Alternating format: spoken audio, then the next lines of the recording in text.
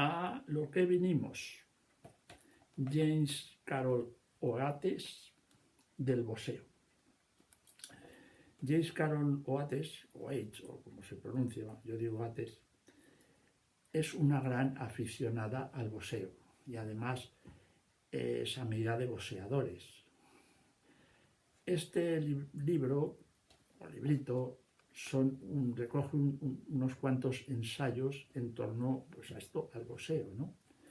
Nos va a contar pues un poco su historia, el nacimiento del boxeo en el siglo XVIII, como esta que era una diversión de los bajos fondos va a ser adoptada por la aristocracia y las clases acomodadas. A partir de ahí pues se irán estableciendo unas reglas, van a aparecer el uso de guantes y una figura a la que también le va a dedicar uno de los ensayos, que es el árbitro, ¿no?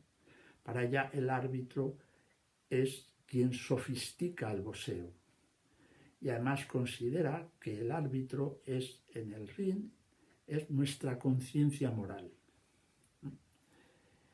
Además del árbitro se va ya a usar el cuadrilátero, donde se va a celebrar los combates, que para ella el cuadrilátero, en su ensayo, el ensayo que dedica, no solo dedica al cuadrilátero, también a las diferentes técnicas de boxear y a combates históricos, pero bueno, el cuadrilátero, para ella es el altar no solo del sacrificio, sino también de la redención y de la consagración, pero lo ve como eso, como un altar.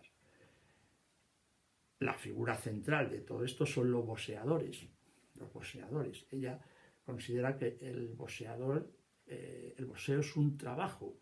El boxeador se gana la vida con el boxeo. Los ve como un bailarín, ¿no?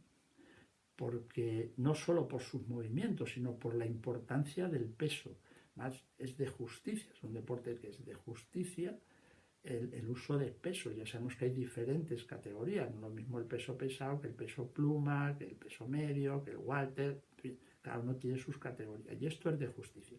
De todas maneras, todos los campeones, cada uno de su peso, ella considera que lo que buscan es ser inmortales, alcanzar la inmortalidad, ¿no? Pero para ser boxeador, pues se tiene que aprender, por ejemplo, a imponer la voluntad de uno sobre los instintos de la naturaleza o los instintos más salvajes que uno tiene.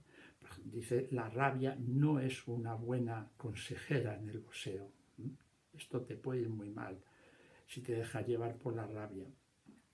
El entrenamiento, que debe ser riguroso y además exige disciplina, se debe aprender no solo a golpear, o más que a golpear, sino a saber sentir dolor, porque vas a ser más golpeado que lo que vas a golpear a lo largo de muchas veces de una trayectoria de combates. Hasta dice que no, al final nadie es ganador, porque al final de alguna u otra manera acabas perdiendo. La derrota es la que se acaba imponiendo, es lo que dice. El respeto que se tienen los boxeadores entre ellos, ¿no? Cómo se respetan, cómo por lo menos al final de los combates se abrazan y hay un respeto. El boxeo nos va a hablar también del boxeo como un camino o un medio para salir de la pobreza, ¿no? Para trascender el propio destino, para salir de estos guetos de marginalidad, donde más se impone la violencia, y como esto les sirve a muchas de estas personas una manera de poder salir de ahí, de ganarse la vida, ganárselo muy bien, y esto soluciona incluso la vida a sus propias familias.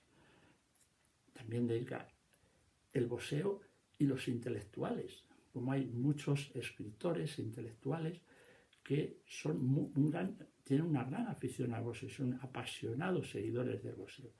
Ella dice que el boxeo es un espectáculo mudo, que necesita que otros lo cuenten, lo celebren, lo canten, digámoslo así, ¿no? Le muestren su épica.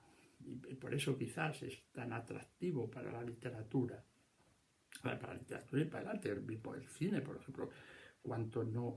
Bueno, para el cine habla menos, habla más de la literatura, ¿no? Y además es que estos literatos, estos intelectuales siguieron al boxeo casi desde sus inicios, casi desde que empezó en el siglo XVIII. Vamos a encontrar ya escritores que cantan al boxeo y lo magnifican y, en fin, y alaban su épica. Nos va a contar también en sus ensayos las grandes cantidades de dinero que mueve el boxeo, en los grandes combates, en las apuestas, en los contratos televisivos, y cómo las grandes figuras del boxeo son de los atletas mejor pagados del mundo, ganan muchísimo, muchísimo dinero. También nos va a hablar de los riesgos que tiene el boxeo, de las consecuencias, de los efectos secundarios, sobre todo de las lesiones cerebrales que algunos pueden sufrir, aparte de otro tipo de lesiones físicas, etcétera, etcétera. No rehúye tampoco en sus artículos la polémica sobre la prohibición o no del boxeo. Ella considera que quizás prohibirlo, bueno, pues no haría que desapareciera, sino que sería meterle en la clandestinidad. Bueno, eso en el supuesto de que, claro, se pudiera prohibir en todos los países, porque si no, no, porque se desplazaría a otros países donde el boxeo no está prohibido. Yo creo que esto se refiere también más a Estados Unidos, porque luego nos habla de que se desplazaría a México, se desplazaría a Europa o a otros países de Oriente Medio, de Oriente, etcétera, etcétera, ¿no? Entonces, pues se refiere más quizás a esa prohibición en Estados Unidos. Bueno, ella no ve al boxeo como metáfora de nada, nos dice, ¿no? El boxeo solo es metáfora de sí mismo. Lo que sí nos dice es que la vida es la que es metáfora del boxeo. O sea, no el boxeo metáfora de la vida, sino al revés, la vida es metáfora del boxeo. Ella no lo ve como un deporte. El boxeo para ella es la vida misma. Cada combate de boxeo es una historia, según dice ella, ¿no? Y a veces es una historia caprichosa, como es la vida.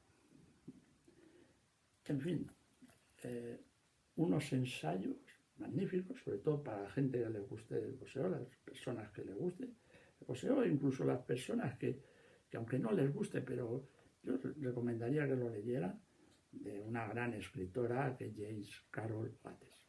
Ensayos sobre el boxeo. Hasta otra, amigos.